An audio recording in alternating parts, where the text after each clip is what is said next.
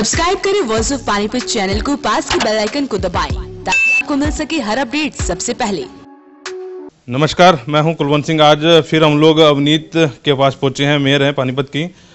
कल इंटरव्यू उनका किया था और आज उनका इंटरव्यू इसलिए किया जा रहा है कि उन्होंने एक बड़ा बम JBM कंपनी के खिलाफ फोड़ा है। अभी थोड़ी देर पहले उन्होंने प्रेस कॉन्फ्रेंस की है, तो उन्हीं से बातचीत करते हैं क्या मिला उनको JBM के एग्रीमेंट में।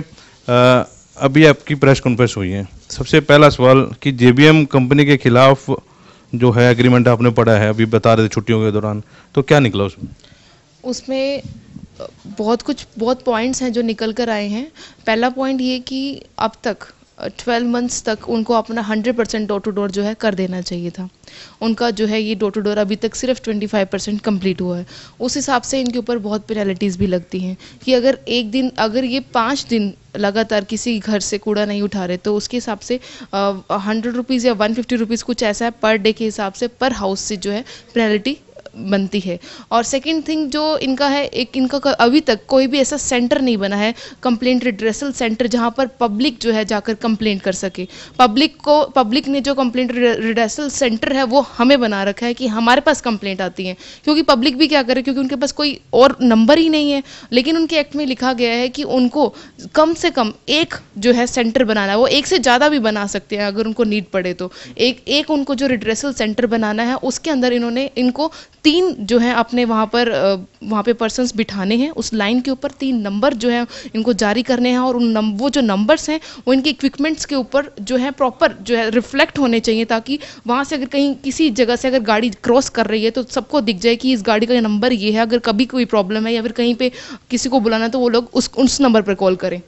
और इसके साथ साथ उनको अपने उस सेंटर के अंदर एक दो पर्सन्स ऐसे भी बिठाने कि उनके पास अगर रिटर्न में कोई कंप्लेंट आती है तो वो रिटर्न में उस कंप्लेंट को रिसीव करें और बाकायदा उनको एक रिसिप्ट वापस दी जाए कि आपकी कंप्लेंट जो है हमने जो नोट कर ली है, और इसको विदिन 24 आवर्स ये एश्योरेंस देकर भेजें कि विदिन 24 आवर्स आपकी कंप्लेंट जो है सोल्व हो जाएगी। और ये इनकी ड्यूटी है, ये इनकी ऑब्लिगेशन है कि इनको 24 आवर्स के अंदर जो कंप्लेंट है वो उसको सोल्व करना है। और अगर ये सोल्व नहीं करती तो इसके ऊपर भी अलग से पेनल्टी क्लोज है और पेनल्टी इनको देनी पड़ेगी। और सेकंड थिंग और ये है कि अगर इनका ये जो सेंटर है ये सुबह 6 बजे से लेकर रात को 10 बजे तक जो है खुला रहना चाहिए।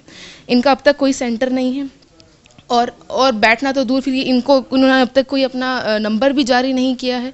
और अगर ये इनका एक दिन में 3 घंटे से ज़्यादा अगर इनका जो सेंटर है बंद रहता है तो इनको उस आर के हिसाब से, उस घंटे के हिसाब से इनको जो है 2500 रुपये 2500 रुपीज़ जो है फ़ाइन देना बनता है। और अगर अगर महीने में 5 बार ऐसा हो जाता है कि 3 घंटे से ज़्यादा इनका जो बंद रहता है तो उसके हिसाब से इनको 1 लाख रुपीज़ पर मंथ का जो है फ़ाइन देना बनता है। और अब तक इनका कोई सेंटर ही नहीं बना, इसके हिसाब से अगर हम तब से लेके अब तक देखा जाए तो इनका 12 लाख रुपये फ़ाइन जो है बनता है। तो और इनके एक ये तो अलग मुद्दा, एक अलग जो पॉइंट है वो है IEC एक्टिविटीज़, कि इनको IEC means information, education and communication, इनको ये एक्टिविटीज़ करनी है प्रॉपरली कि लोगों के अंदर अवेयरनेस, इनकी ड्यूटी है कि लोग को ये अवेयर करें, ना कि हमारी ड्यूटी। ये जो हम रोड्स पे उतर के हम जाकर जागरूक कर रहे हैं लोगों को कि अपना कूड़ा सिर्फ वहाँ पहुँचाएं, ये सब इनकी ड्यूटी है जो हम कर रहे हैं।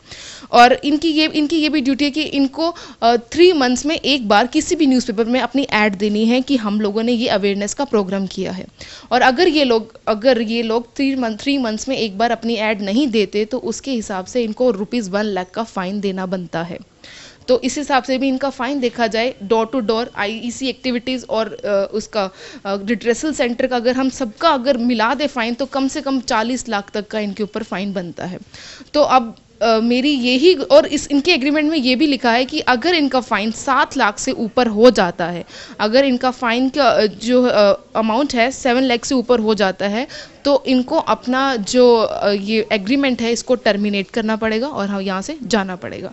और इस हिसाब से इनकी पेनल्टी बहुत ज़्यादा बढ़ चुकी है और अब ऐसे ही करेंगे। अब इसकी जो शो कॉज नोटिस है वो हम कमिश्नर मैम को देंगे कि वो पूछें कि इसमें ऐसा और कौन कौन इन्वॉल्व है कि जिसकी वजह से इनके ऊपर पेनल्टीज़ नहीं लगी, जो काम नहीं हुआ। क्योंकि अगर किसी चीज़ के ऊपर डंडा पड़ता है तो वो ऑब्वियसली सब काम होते हैं। किसी के ऊपर किसी चीज़ का अगर प्रेशर ही नहीं है तो वो इसलिए आराम से बैठे हैं। उन्होंने सेंटर ही नहीं खोला हुआ। लोग हमें हमारे पेज पर कंप्लेंट डालते हैं, हमारे पेज पे फोटोज़ डालते हैं, मुझे पर्सनल नंबर पे मुझे कंप्लेंट्स आती हैं कि यहाँ पर कूड़े का ढेर है। क्या अब ये मेरा काम है? ये मेयर का काम नहीं है। अगर मैं इन्हीं चीज़ों में रहूँगी तो मैं और जो डेवलपमेंट के काम है पानीपत को लेकर मैं वहाँ तक कैसे पहुँचूँगी? कि अब तक इनको 1.5 साल हो गया है यहाँ पर काम करते हुए, अब तक किसी ने भी ये एग्रीमेंट पता नहीं पढ़ा नहीं, या अगर पढ़ा है तो किसी ने इसके ऊपर एक्शन नहीं लिया। और भी काफ़ी पॉइंट्स हैं जो इनके एग्रीमेंट में अभी तक छुपे पड़े हैं। इनको जो है अपना जो इन्होंने प्लांट लगाना था उस लैंडफिल, ये जो लैंडफिल ये निमरी यूज़ कर रहे हैं उसके अंदर सिर्फ इनको 20% जो है कूड़ा वहाँ पर डालना था, लेकिन ये सारा का कूड़ा वहीं पे डाल रहे हैं। वो लैंड भी ख़राब कर रहे हैं। इनका अभी तक प्लांट नहीं बना। और जब से मैंने ओथ लिया तब से लेके आज तक मैंने इतनी बार इनको बोला रूट प्लान देने के लिए। इन्होंने आज सुबह मेरे हाथ में रूट प्लान दिया। आप इनका रूट प्लान देख सकते हैं। इतने बड़े बड़े वार्ड्स में सिर्फ एक इक्विपमेंट है, सिर्फ एक इक्विपमेंट। क्योंकि अगर एक इक्विपमेंट है तो उसके ऊपर ये लोग दो आदमी लगा सकते हैं और उससे ज़्यादा तो लगा ही नहीं सकते। तो वो 2 मैन पावर भी पूरे वार्ड में घूम कर क्या करेंगी? तभी करके हमारे पानीपत में जो है सफाई नहीं हो रही। ये मेन मुद्दे हैं, इनके ऊपर जो है फोकस करना चाहिए सबको। कि जितने भी अगर मान लो हमारी कमिश्नर मैम है और भी सबको इन चीज़ के ऊपर फोकस करना चाहिए और इनके ऊपर सख्त से सख्त एक्शन लेना चाहिए। और अगर हम हाउस मीटिंग में अगर इस मुद्दे को रखते हैं, अगर हमारा हाउस कहता है कि इसको हमें रद्द करना है तो हम इसको रद्द भी करेंगे। एग्रीमेंट पढ़ने की ज़रूरत क्यों पड़ी आपको? एग्रीमेंट पढ़ने की ज़रूरत इसलिए पड़ी ना, क्योंकि सब ये बोल रहे थे कि इनका एग्रीमेंट जो है ऊपर से होकर आया है, इनको कोई कुछ कर नहीं सकता, इनके खिलाफ कोई एक्शन नहीं उठा सकता। बट लेकिन एग्रीमेंट पढ़ के ये लगा कि सरकार ने इतना अच्छा एग्रीमेंट जो करके भेजा है, कुछ सोच समझ के ही करके भेजा होगा। अगर 21 साल का इनका एग्रीमेंट है हमारे साथ, अगर हम सोचें तो 21 साल का कोई सरकार अगर एग्रीमेंट कर रही है तो इसके पीछे पक्का कोई ना कोई अच्छी बातें ही होंगी, हमारे लिए फेवर में ही करेगी सरकार। तो इसके अंदर ये 7 लाख का जो पॉइंट निकल कर आया, ये बहुत इंपॉर्टेंट पॉइंट निकल कर आया। इनके ऊपर अभी तक उस पेनल्टी नहीं लगी जो अभी मलबा पीछे पकड़ा गया था, उसके ऊपर 2 लाख की पेनल्टी थी, वो क्यों नहीं लगी गई? क्योंकि अगर इनका 7 लाख का अगर पेनल्टी अगर हो जाती है तो इनको अपना कॉन्ट्रैक्ट जो है टर्मिनेट करना पड़ेगा। तो ये सब बातें हैं कि जो एक आम आदमी को पता होनी चाहिए कि ये सब जो चल रहा है। क्योंकि डोर टू डोर से ये लोग पैसे ले रहे हैं, हर घर से 50-40 रुपए ले रहे हैं। क्यों शुरू कर दिया इन्होंने डोर टू डोर लेना, जब तक अब तक इनका प्लांट ही नहीं बना? ये क्यों ले रहे हैं लोगों से पैसे? और उन पैसों से लेकर उन पैसों का जो यूज़ है, एग्रीमेंट में यही लिखा है कि उस पैसों का जो यूज़ है इन्होंने अपने इक्विपमेंट्स बढ़ाने के लिए करना है, अपने मैन पावर बढ़ाने के लिए करना है। तो आप अभी तक आप देख सकते हैं हमारा हर महीने 1 करोड़ रुपए सफाई इनको जाता है, JBM वालों को। इनके आप इक्विपमेंट देख सकते हैं, हर वार्ड में 1 या 2 इक्विपमेंट हैं और मैन पावर भी उसी हिसाब से। क्या लगता है कि कुछ ऑफिसर इसमें इन्वॉल्व है तभी करके 1 साल हो गया किसी ने एग्रीमेंट ही नहीं पढ़ा? जी देखिए, मुझे ऐसा लगता है कि अगर मान लो एग्रीमेंट नहीं पढ़ा उन्होंने, मुझे नहीं पता उनकी क्या वजह रही होगी कि उन्होंने क्यों नहीं एक्शन लिया। अब तक इतने कमिश्नर आए भी गए भी इस 1-1.5 साल में, किसी ने इनके खिलाफ कोई आवाज़ नहीं उठाई। तो अब भी ये मीडिया तक पहुंचाने का यही रास्ता था कि सबको पता चले। एक आप हमारा अच्छा जो है इस चीज़ को आप पूरे पानीपत में बता सकते हो कि जो ये एग्रीमेंट किया हुआ है ये अपने हिसाब से नहीं चल रहे। और मुझे पूरा भरोसा है कि जो हमारी कमिश्नर मैम आए हैं ये पक्का इसके ऊपर कोई ना कोई एक्शन लेंगे और इनको या तो सीधी राह दिखाएंगे या फिर इनको इनके घर की राह दिखाएंगे। पूर्व में जो कमिश्नर रहे हैं, जो अभी 80 लाख रुपए का एक और ठेका देकर चले गए, जो रोड के ऊपर मशीन चलती हैं, क्या आपको लगता है कि वो भी इसमें इन्वॉल्वमेंट थी उनकी? नहीं, मुझे अभी इनका मैंने जो 80 लाख का जो ठेका है इसका सिर्फ मुझे पता ही चला कि 80 लाख के ऐसे सड़कों से ये लोग ले रहे हैं। मैं उनका भी एग्रीमेंट मंगवाऊंगी, उनका भी एग्रीमेंट पढ़ूंगी, उनको फिर पता चलेगा कि उसके अंदर भी क्या क्या कंडीशंस हैं, कि उनको क्या क्या करना है। अगर मान लो 80 लाख का उन्होंने अगर साइन किया है तो उसके अंदर भी मुझे लगता है उनकी काफ़ी ड्यूटीज़ होंगी करने को। अब उनका एग्रीमेंट पढ़ने के बाद पता चलेगा कि क्या चीज़ है। अभी JBM कंपनी का ही आपने मामला उठाया, अभी इसको लेकर सीएम से शिकायत करेंगे या सीएम को करेंगे या पहले कमिश्नर के पास जाएंगे? नहीं, कमिश्नर मैम तक तो हमारी ये बात पहुंच ही चुकी होगी और पहुंच ही जाएगी, और उसके बाद जो मेन है, हम सीएम सर के साथ खुद बैठकर सभी एग्रीमेंट को मैं साथ रख के पूरी उनके साथ पूरी बात होगी, और पक्का हमारी बात सुनेंगे वो, और इसके ऊपर पक्का जल्दी से जल्दी कोई ना कोई एक्शन लिया जाएगा। अब 2 महीने की आपने राजनीति देखी, निगम के ऊपर आपने काफ़ी काम किया, लगता है आपको कि मतलब ऊपर तो सरकार ठीक काम कर रही है, नीचे अफसरशाही जो है हैवी हो रही है, भ्रष्टाचार में लिप्त है सभी करके, जो क्योंकि 4 करोड़ रुपए का भी समथिंग बता रहे हैं कि कूड़े कूड़े के ऊपर जा रहा है, 1 करोड़ रुपये कायदे से लग जाए शहर में तो शहर स्वर्ग बन जाए, तो क्या लगता है कि अफसरशाही हैवी है, अफसरशाही डूबी है, भ्रष्टाचार? देखिए, अगर ऐसा, क्योंकि बिल्कुल आप बात बिल्कुल ठीक कह रहे हैं कि अगर हमारे अफसर अगर थोड़े से स्ट्रिक्ट हो जाए ना, तो इनकी मजाल नहीं कि ये लोग इधर उधर भाग सकें, तो उनको स्ट्रिक्ट होना पड़ेगा, और वो होंगे भी। मेरा सवाल ये था कि अफसर भी भ्रष्ट है इसमें? नहीं, अभी इस चीज़ का जब निकल कर आएगा उसके बाद हम बताएंगे ना। अब इसकी जो पीएमयू यूनिट है, इस चीज़ के लिए प्रोजेक्ट मैनेजमेंट यूनिट बनाई जाती है जो इस चीज़ की इंस्पेक्शन करती है। इन लोगों ने अभी तक अपनी प्रोजेक्ट मैनेजमेंट यूनिट ही नहीं बनाई है। अब इस चीज़ की हम पूरी इंस्पेक्शन करेंगे, उसके बाद देखेंगे जो जो अफसर अगर मान लो इसके बीच में मिला होगा तो उसके खिलाफ वो सब कुछ ओपन आपके सामने हो ही जाएगा, क्योंकि हम शुरू से ही ट्रांसपेरेंट रहे हैं, सब कुछ ट्रांसपेरेंसी आपके सामने ही है। चलो, एक नेता तो शहर को मिला जो सड़कों के बीच में है, तो अभी थोड़ी देर पहले इनकी प्रेस कॉन्फ्रेंस हुई और प्रेस कॉन्फ्रेंस में इन्होंने जेबीएम के खिलाफ जो है एक बम फोड़ा है। अभी इनके पिताजी के पास भी चलते हैं, भूपेंद्र जी, वो भी कुछ बता रहे थे, तो उनसे भी थोड़ी सी गुफ्तगू करेंगे। अभी हमने मेयर अवनीत कौर जी से बात की, अब उनके पिताजी के पास चलते हैं। सरदार भूपेंद्र सिंह पूर्व में मेयर रहे हैं। एक बड़ा जो बम है जेबीएम के खिलाफ आज इन्होंने फोड़ा है, तो पहले अवनीत से बात करने के बाद अब भूपेंद्र जी से बात करते हैं। भूपेंद्र जी, आज एक बड़ा जो है बम, वैसे तो बड़े नेताओं को फोड़ना चाहिए था, लेकिन आपकी बेटी ने फोड़ा, आप भी इस पे काम लगातार करते रहे हैं, क्या कहना चाहेंगे?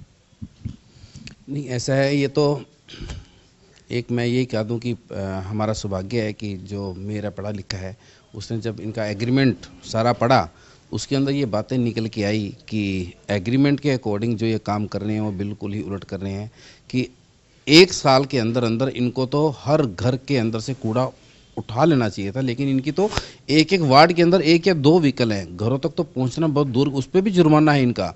ऑफिस खोलना चाहिए था जो कम से कम पब्लिक को पता लगे, उसके अंदर 3 एम्प्लॉयज़ बैठाने चाहिए थे, उसके अंदर 6 से लेकर 10 बजे तक ड्यूटी है, 3 नंबर होने चाहिए थे, वो नंबर ट्रॉलियों, हर ट्रॉली पे मेंशन होना चाहिए ताकि पब्लिक को पता लगे। उसके ऊपर भी 1 लाख रुपये पर महीने का इनके पे जुर्माना बनता है। अब तक कम से कम इनके ऊपर कम से कम 40-50 लाख रुपये जुर्माना बन गया कि जो लोगों तक अभी तक ये डोर टू डोर कलेक्शन करने पहुंचे नहीं, और 7 लाख रुपये जुर्माना होने के बावजूद तो इस कंपनी को टर्मिनेट कर देना चाहिए था। आज तक किसी कमिश्नर ने किया क्यों नहीं? पानीपत जो आज गंदगी का ढेर है, जो आज हम लोगों को जा के बता रहे हैं, हम पानीपत के अंदर जाके सफाइयां करवा रहे हैं, ये काम तो इस कंपनी का है, और इस कंपनी से करवाना इन कमिश्नरों का काम है जो पढ़े लिखे हैं, पढ़े लिख के आके इस सीट पे बैठते हैं, पब्लिक की जो पैसों से इनको तनख्वाह मिलती है, उसके बावजूद भी ये लोग सब इनके साथ मिले हुए हैं। नीचे से लेके ऊपर तक कोई ऐसा अधिकारी नहीं है जो इनकी लैंड का हो और इनसे अछूता हो, सभी के सभी अधिकारी इनसे मिले हुए हैं। उसकी वजह से आज तक किसी भी कमिश्नर ने इन पर एक्शन क्यों नहीं लिया? जब अब तक आज 1 साल से ऊपर हो गया इनको यहाँ पर, अभी तक ये 25% ही डोर टू डोर कलेक्शन कर रहे हैं। जब ये डोर टू डोर कलेक्शन पूरी हो जाएगी तो ऑटोमेटिक ही पानीपत से गंद निकल जाएगा। वो पूरी क्यों नहीं हुई? इनके पास व्हीकल नहीं है। व्हीकल क्यों नहीं लगाए? क्योंकि पेमेंट करनी पड़ती है। 1.5 करोड़ रुपया पर महीने का उठा लेते हैं, ये गंद की जगह पत्थर भर के ले जाते हैं। कहाँ कहाँ इनको रोकेंगे? लेकिन रोकने के बावजूद भी अगर कमिश्नर इन पे कार्रवाई नहीं करते तो इसका मतलब बिल्कुल सीधा सीधा कि हर कमिश्नर, जो भी कमिश्नर आता है वो इनके साथ मिल जाता है और इन्हीं की ही बोली बोलता है। अब आप ये देखो, पीछे हमने एक ट्रॉली पकड़ी थी, उस ट्रॉली का परिणाम यह है कि यहाँ ईओ रिपोर्ट करके गया है कि जो भूपेंद्र सिंह ने जो ट्रॉली पकड़ी थी वो बिल्कुल सही पकड़ी थी और इन पर कार्रवाई का बनता है। तो कार्रवाई करेगा कौन? कार्रवाई करने के लिए तो दिल चाहिए ना। कार्रवाई तो वो करेगा जो किसी से कुछ लेता नहीं होगा। कार्रवाई तो वो करेगा जो बिल्कुल अपने आप में पाक साफ होगा। कार्रवाई तो वो करेगा जो बिल्कुल निडर होगा, जो पानीपत के हित के लिए सोचता होगा। लेकिन पानीपत के हित के लिए सोचने वाला है कौन? कार्रवाई करे कौन? कार्रवाई को कर नहीं सकता, क्योंकि हर महीने इनको मंथली चाहिए तो फिर उन पे कार्रवाई कैसे करेंगे? ये तो अब तक का कोई ऐसा कमिश्नर माइका लाल को एक तो आए पानीपत के अंदर जो अपने कम से कम अपने दम पर कुछ करके तो दिखाए। हम भी करने के तैयार है, हम भी चाहते हैं कि हम जैसे हैं हमारे को भी आगे अवसर ऐसा चाहिए काम करने वाला पानीपत के लिए। क्या पानीपत की पब्लिक इसीलिए हमारे को वोट डाल के बनाती है कि हम लोग भी इनके साथ मिल जाएं? लेकिन आज पोजीशन ये है कि हम लोग आज भी पानीपत के हित के लिए, पानीपत के लिए हर लड़ाई लड़ने के लिए तैयार हैं, और हम जो भी ईमानदारी के उसमें होएगा हम वो हर लड़ाई लड़ने के लिए तैयार बैठे हैं। भूपेंद्र जी, अभी आपके पास कोई पद नहीं है, पूर्व में मेयर हैं। अब आप एक बात ये पूछना चाहूँगा कि कमिश्नर का नाम ले रहे हैं आप सीधा साधा, जो भी कमिश्नर रहे हैं वो सीधा साधा JBM कंपनी, आपको याद आता है वो कमिश्नर कौन कौन होंगे? नहीं, इस जब से ठेका हुआ इसके अंदर इस अंतराल में जो भी कमिश्नर आए हैं, मैं एक का तो नाम नहीं लूँगा, इस अंतराल में जो भी कमिश्नर आए हैं इस JB कंपनी के दौरान, क्या उन कमिश्नरों को इनका एग्रीमेंट नहीं पड़ा कि इनके एग्रीमेंट में क्या क्या है? या तो अपनी बदली से डर लगता है उनको, या फिर वो खुद इनके साथ मिले हुए हैं। जब इसके अंदर लिखा हुआ है कि इन्होंने 6 महीने के अंदर या 9 महीने के अंदर 1 साल तक पानीपत के अंदर पूरा डोर टू डोर कर लेना चाहिए था, वो अब तक क्यों नहीं हुआ? मौजूदा कमिश्नर भी मौजूदा तो अभी आई है नहीं, ये पहले भी ये थी। इस JBM के कंपनी के टाइम 1 साल से मुझे नहीं उम्मीद कि ये थे, ये उससे पहले थे, ये मेरे टाइम में थे, उसके बाद नहीं है ये। अब तो नई आई है, और इनको भी कहेंगे भाई जो भी कार्रवाई इन पे बनती है करो, नहीं तो पानी में साफ कराओ। और अगर ये भी नहीं करेंगे तो फिर जो सवाल उनके लिए वो इनके लिए भी है। भूपेंद्र जी, एक आरोप ये भी आपके ऊपर आरोप हैं, ये आरोप लगने लगे हैं कि JBM कंपनी के साथ कुछ सेटिंग वेटिंग नहीं हुई, आप इस करके जो है JBM का झंडा उठा के चल रहे हैं। ऐसा है, मेरी सबसे बड़ी सेटिंग जोन सी है वो मेरी पब्लिक के साथ है। सेटिंग करने में कितना वक्त लगता है? हमारे को तो 1.5 महीना हो गया सेटिंग करने के लिए, तो एक दिन ही बहुत है। अगर आज मैं अपने दिल से रो रहा हूँ तो मैं इसलिए रो रहा हूँ कि इन सेटिंगों का जो दरवाज़ा है ना, वो भूपेंद्र के पास आके बंद हो जाता है। ये कहीं और खुले होंगे, मुझे उनसे कोई मतलब नहीं है, लेकिन भूपेंद्र के पास ना तो सेटिंग का दरवाज़ा पहले था और ना कभी आज है। मतलब कि अगर यही काम करना था तो फिर हमारे को ये काम करने की ज़रूरत नहीं थी, हम तो वैसे ही कर लेते। अगर आज हमने प्रेस कॉन्फ्रेंस करी है, पब्लिक के सामने सारे मुद्दे लेके आए हैं, भाई ये मुद्दों के अकॉर्डिंग इन्होंने पानीपत में काम करना है। अगर इसके अकॉर्डिंग ये काम नहीं करते तो इन पर अब तक की कम से कम भी अगर ईमानदारी से कमिश्नर अब भी सारा टोटल करें, इन 40 से 50 लाख रुपया इन पर पेनल्टी बनती है। और आप ये देखो कि जब हम इनकी पत्थरों की बड़ी हुई ट्रॉली पकड़ सकते हैं, उसके बावजूद आज मैं प्रेस कॉन्फ्रेंस कर रहा हूँ, इसीलिए कर रहा हूँ कि जो लोग सोचते हैं कि भूपेंद्र की JBM से सेटिंग होगी, उनको एक आईना दिखाना है कि भूपेंद्र ने ना तो कभी ऐसा काम किया और ना कभी करेगा। लेकिन ये बात ज़रूर है कि असूल जो से ना, असूलों पर चलना पड़ता है। उसके लिए आपको हिम्मत चाहिए। अगर आपको सच्चाई का सामना करना है तो आप उस हिम्मत के अकॉर्डिंग आओ। कहते हैं असूलों पे आ जाओ तो टकराना ज़रूरी है, जिंदा हो तो जिंदा नज़र आना ज़रूरी है। तो भूपेंद्र अभी मरा नहीं है, भूपेंद्र अभी जिंदा है। इसलिए जिंदा दिली की मिसाल दे रहा हूँ कि इन लोगों को तो मैं ज़मीन पर ला के काम करवाऊँगा और काम करवा के ही दम लूँगा। फिर ऐसा क्यों हो रहा है कि आपके ही जो पार्षद हैं, BJP के पार्षद, वही आपके खिलाफ हो रहे हैं? पिछले दिनों एक वीडियो वायरल हुई थी अश्विनी जिंगड़ा की, उसमें सीधा साधा आरोप आपके ऊपर ही लगाए थे। देखो, आरोप तो मैं आप पर भी लगा सकता हूँ, आरोप तो मैं CM साहब पे भी लगा सकता हूँ, आरोप लगाना, लेकिन उसको साबित करने में दिन रात का फ़र्क है। आरोप लगाने वाले को सोचना चाहिए कि मैं जो आरोप लगा रहा हूँ उसका कोई प्रूफ भी है उसके पास। कहने को तो मैं भी कह दूँ भाई हमारे विधायक भी खाते हैं, हमारे फलाने भी खाते हैं, हमारे CM भी खाते हैं, हमारे फलाने भी खाते हैं, लेकिन कहने में क्या जाता है? लेकिन धरातल पे क्या है मुझे पता है कि मेरा CM साहब ईमानदार है। तो फिर उन्होंने ऐसी बात क्यों की जिंगड़ा जी ने? देखो, कहने में तो किसी का क्या जाता है, कहने को तो कोई भी किसी के बारे में भी कह दे। आसमान पे थूकेगा तो थूक उस पर थोड़ा पड़ेगी, वो तो हमारे पे ही आएगी ना। अगर हमने कहीं थूकना है तो मेरे को निशाना तो होना चाहिए, मेरे हाथ में प्रूफ तो होना चाहिए। आज मैं जो प्रेस कॉन्फ्रेंस कर रहा हूँ, मैं विद प्रूफ कर रहा हूँ कि इस कंपनी ने यहाँ घोटाले किए हैं, इस कंपनी पे ये चार्ज बनते हैं। क्यों नहीं किसी कमिश्नर ने किए? मैंने अगर कमिश्नर पे उंगली उठाई है तो मैंने विद प्रूफ उठाई है। मैंने किसी कमिश्नर पे इल्ज़ाम नहीं लगाया, मैंने किसी अधिकारी पे इल्ज़ाम नहीं लगाया, लेकिन मैंने जो भी इल्ज़ाम लगाए हैं विद सबूत लगाए हैं कि उन्होंने कार्रवाई क्यों नहीं करी।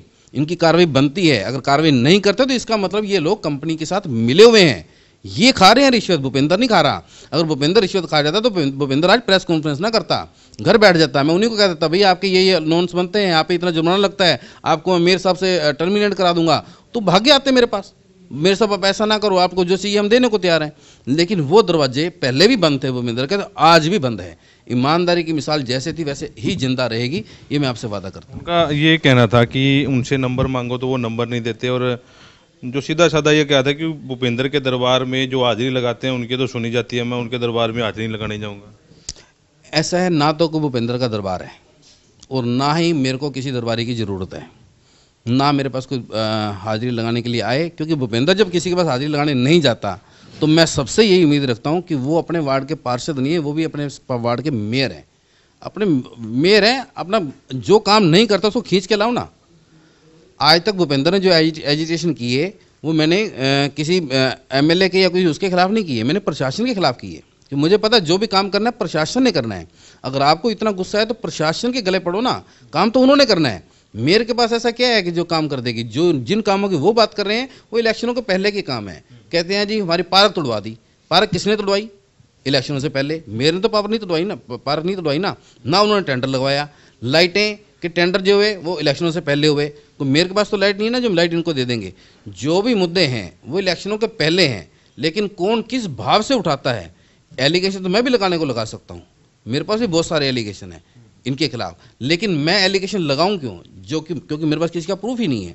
और एलिगेशन लगाने के लिए हमारे को सबसे पहले प्रूफ चाहिए होता है, वो भी आज इसी मेयर के हिस्से हैं और वो भी खुद एक मेयर हैं और वो तो बहुत सीनियर हैं और वैसे भी नेता रह चुके हैं।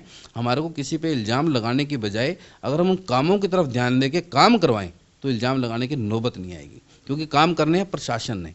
और हाँ, अगर आपकी प्रशासन नहीं सुनता, मैं आपके साथ तैयार हूँ ना, मेयर आपके साथ तैयार है ना। और मेयर का जो नंबर है ऑलमोस्ट सब जगह सब पार्षदों को दिया हुआ है।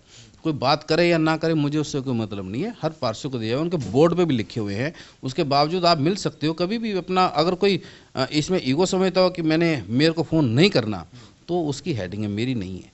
लेकिन हम इस बात के लिए बाध्य हैं कि हमारे बीजेपी के पार्षद हैं, हम कंधे से कंधा मिला के उनके साथ चलने के तैयार हैं और चलेंगे भी। उनका जो भी काम होगा हम करवाने पे भी बाध्य हैं और करवा के भी रहेंगे।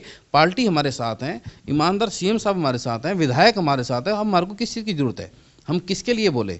हम जब भी बोलें उसके लिए बोलें कि जो काम गलत कर रहे हैं और जिन्होंने अभी 1 महीने में हुआ नहीं और गलत काम किया भी नहीं, अगर आप उस पर एलिगेशन लगाते हो तो वो अपनी अपनी सोच के अकॉर्डिंग है। कोई कुछ भी कहे, मैं तो किसी के बारे में कुछ कह नहीं सकता ना। भूपेंद्र जी, ये लगभग 1 साल 3-4 महीने हो गए जेबीएम कंपनी को आए। ये मुद्दा तो स्थानीय नेताओं को उठाना चाहिए था, कितना बड़ा। क्या आपको लगता है, वैसे आप जवाब नहीं देंगे मेरी बात का, क्या आपको लगता है कि कोई नेता भी इसमें शामिल है?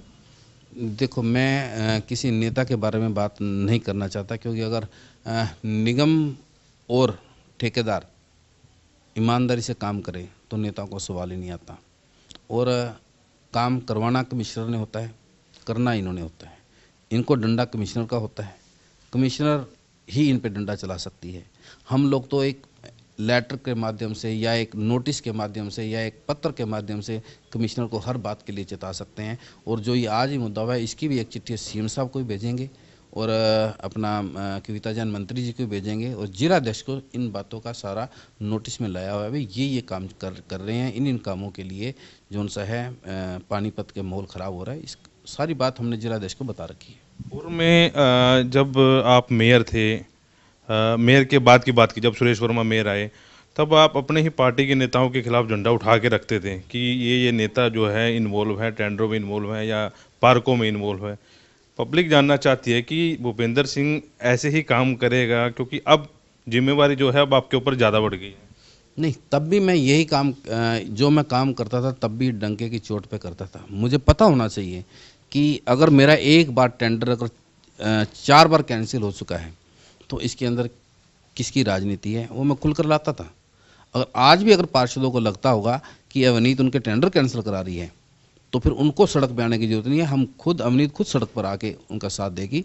और कोई अधिकारी गलत काम करता है तो उसके लिए चाहे निगम के नीचे धरना देना पड़े या निगम के बाहर धरना देना पड़े, अवनीत 1 मिनट के लिए पीछे नहीं हटेगी। सच्चाई के लिए वो लड़ाई लड़ती रहेगी। लास्ट सवाल, चुनाव की तैयारी है आपकी? नहीं, ऐसा आप खुद लड़ना चाह रहे? ऐसा कुछ नहीं है। ऐसा ये पार्टी का जो भी फैसला हो, पार्टी किसी भी कार्यकर्ता को टिकट दे, भूपेंद्र सबसे पहला झोला उठाने वाला सबसे पहला हो। आप भी लाइन में हैं? नहीं, लाइन में होना या ना होना ये पब्लिक तय करती है या नेता तय करते हैं, वो उनके ऊपर है। ये अवनीत की भी सुनी आपने और पूर्व मेयर भूपेंद्र जी की भी सुनी। गोलमाल जो है बड़ा तगड़ा गोलमाल चल रहा है और शुरू से जेबीएम के खिलाफ वॉइस ऑफ पानीपत ने भी झंडा उठाया हुआ था और आज उसी के मद्देनज़र जो है मेयर ने प्रेस कॉन्फ्रेंस की है और जेबीएम कंपनी के खिलाफ बड़ा हल्ला बोला है। पब्लिक देख रही है सब और पब्लिक समझदार और पब्लिक सब जानती है कि कहाँ से कौन इसमें इन्वॉल्व है। वॉइस ऑफ पानीपत के लिए प्रदीप पंचाल के साथ Kulwant Singh.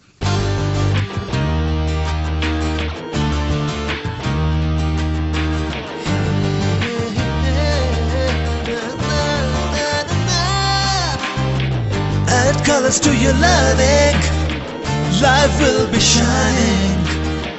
You'll have a better future and you'll be smiling. Pride Sanskriti School, a better place, a better world. Pride Sanskriti School, सपनों से बेहतर कल. Pride Sanskriti School, add colors to your learning. Pride Sanskriti School, your life will be shining.